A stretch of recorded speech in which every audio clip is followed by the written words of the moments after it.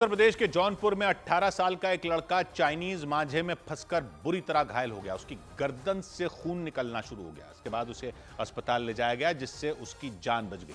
लेकिन चाइनीज मांझे की वजह से उसकी गर्दन पर 9 टांके लगे। घटना तब हुई जब हर्ष मौर्य नाम का वो लड़का बाइक से सब्जी मंडी जा रहा था और उसी दौरान रेलवे स्टेशन के पास हर्ष की गर्दन में चाइनीज मांझा फंस गया। इससे पहले कि हर्ष चाइनीज मांझे को निकाल पाता, उसकी गर्दन कट गई। आसपास के लोगों ने उसे तुरंत अस्पताल पहुंचाया, जिससे उसकी जान बचा ली गई। हर्ष जौनपुर जिले के सैदनपुर नाम के गांव का रहने वाला है। हादसे के दौरान वो अपनी मोटरसाइकिल से सब्जी मंडी जा रहा था। गाड़ी चला रहे थे और अचानक से मंझा जो है आ गया, गले में कट गया।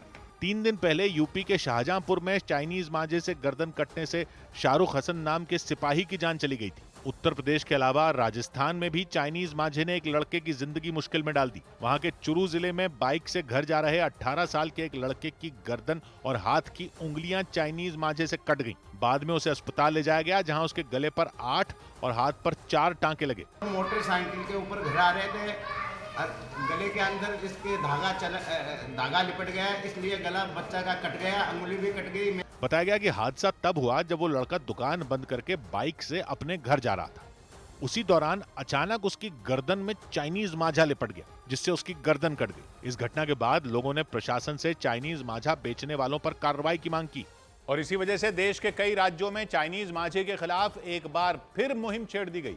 मकर संक्रांति पर देश के ज्यादातर हिस्सों में पतंग उड़ाने का रिवाज है, लेकिन प्रतिबंध के बाद भी कई जगहों पर चाइनीज मांझा बेचे जाने की खबर सामने आई और इसके विरोध में अभियान शुरू कर दिया गया। और इस अभियान के तहत उत्तर प्रदेश के वाराणसी में एक पुतला तैयार किया गया। समाजवादी पार्टी के कार्यकर्ताओं ने उस पुतले को एक नाव में रखा और गंगा नदी में घाट के किनारे लेकर प्रदर्शन करते नजर आए। इसे उन्होंने चाइनीज मांझे का पुतला बता दिया और उसमें मैं चाइनीज मांझा हूं और सबका खून पीता हूं बड़े बड़े अक्षरों में लिखा दिखाई दिया।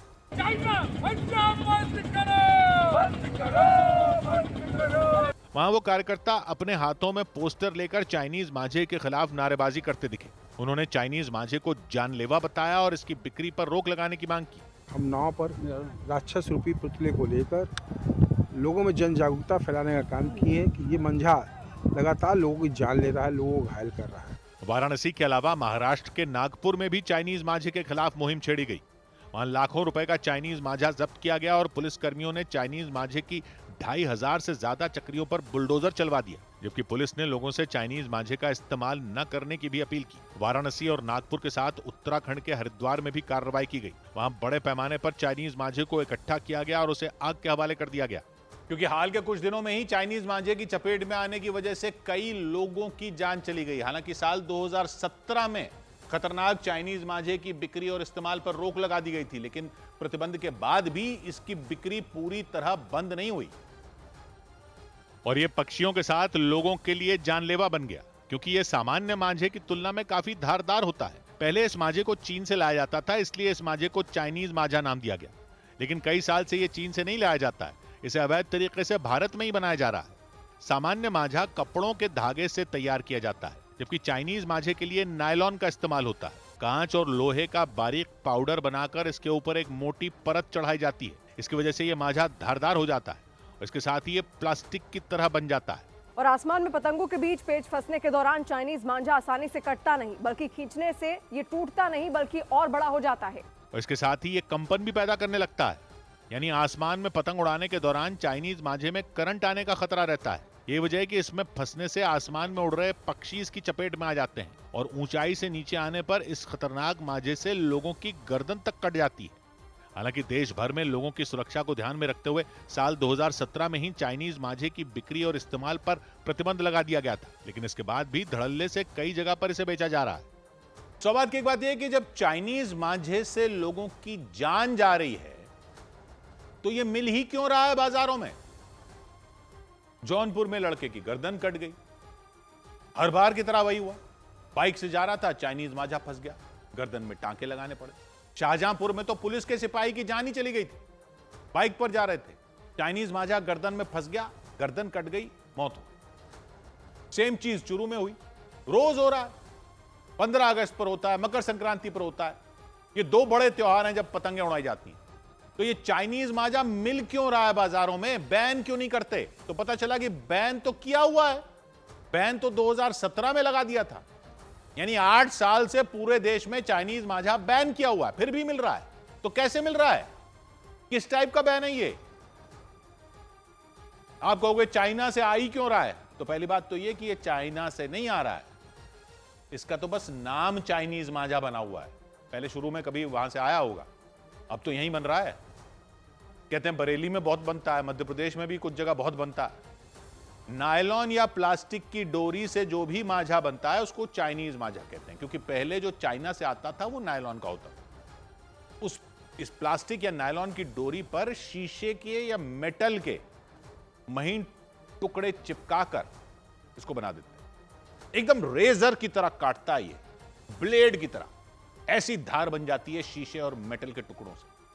ऊपर से नायलॉन कटता भी नहीं है, तो यूं समझ लो कि ब्लेड बन जाता है, एक तरह से ब्लेड की तरह काटने वाला धागा है, यूं समझ लो। पतंग तो काट देता है, लेकिन ये आदमी की गर्दन भी काट देता है। गर्दन में रगड़ लगती है, ऐसे कट पड़ता है, रगों में खच्च से फव्वारे की तरह खून निकलता है, खून के साथ प्राण निकल जाता है। इसलिए 2017 में देश भर में बैन कर दिया गया था, लेकिन हर साल लोगों की जान जा रही है इसे कटकर। पतंग कहीं कट के फंस जाती है खंबे वगैरह पर, मांझा लटकता रहता है, कोई बाइक से आता है, ब्लेड की तरह उसकी गर्दन कट जाती है। पक्षियों का तो पूछो ही मत, पक्षियों का पूछो ही मत हाल क्या हो रहा है। इतने पक्षी घायल हो जाते हैं, मर जाते हैं, और कहने को हम त्योहार मना रहे हैं इतने बेजुबानों की जान लेकर। एक्शन लेने के नाम पर दुकानदारों के यहां थोड़े बहुत छापे पड़ते रहते हैं। दुकानदार इसलिए रखते हैं क्योंकि ये बिकता बहुत है, बिकता इसलिए है क्योंकि सस्ता बहुत है। इसकी 100 रुपए वाली चरखी में जितना मांझा होता है उतना दूसरा सादा वाला मांझा 500 रुपए का मिलता है। तो बेचने खरीदने वालों को पकड़ रहे हो, अच्छी बात है, लेकिन बनाने वालों को तो पकड़ो ना। कैसे बन रहा है इतना मांझा? कोई आरडीएक्स थोड़ी है कि चोरी छिपे कहीं तस्करी करके बन जाता है। जहां बन रहा है वहां पुलिस क्यों नहीं पकड़ रही? शाहजहांपुर में तो पुलिसकर्मी ने भी अपनी जान गंवाई ना इस मांझे में उलझकर। तो अब तो पता लगाओ कि कहां से आया था, किसने बनाया था। हथियार नहीं तो और क्या है ये, अगर गर्दन काट देता है। बस फाइन लगाकर छोड़ दोगे इसको, कारोबार करने वालों को, तो उससे तो आपने देख लिया कुछ हो नहीं रहा, 8 साल से कुछ नहीं हो रहा, फाइन लगा रहे हो बस। कारोबार में मुनाफा इतना होगा तभी तो फाइन का रिस्क लेकर भी लोग बना रहे हैं ना, और बेच रहे हैं। रोज अगर लोगों की जान जा रही है तो ऐसी कार्रवाई तो करो जो हथियार रखने वालों पर होती हो, कोई डरे तो। नहीं तो बस पब्लिक ही डरी डरी घूम रही है सड़कों पर बाइक से कि कहीं मांझा ना लिपट जाए। और जो दूसरे की पतंग काटने के लिए मांझा खरीद रहे हैं वो लोग भी नहीं सोचते कि जान खतरे में डाल रहे हैं। अपनी तो डाल ही रहे हैं, बाकी पब्लिक की भी डाल रहे हैं। ये मांझा नहीं है, धारदार हथियार है। हत्या कर रहे हो आप इससे पतंग उड़ाकर। आपने तो पड़ोसी की पतंग काटकर अपनी छत पर नाचकर सेलिब्रेट कर लिया, वो कट के जब कहीं जाकर फंसी तो किसी की गर्दन के लिए ब्लेड बन गई। दर्दनाक है, समझो। तो बात की एक बात,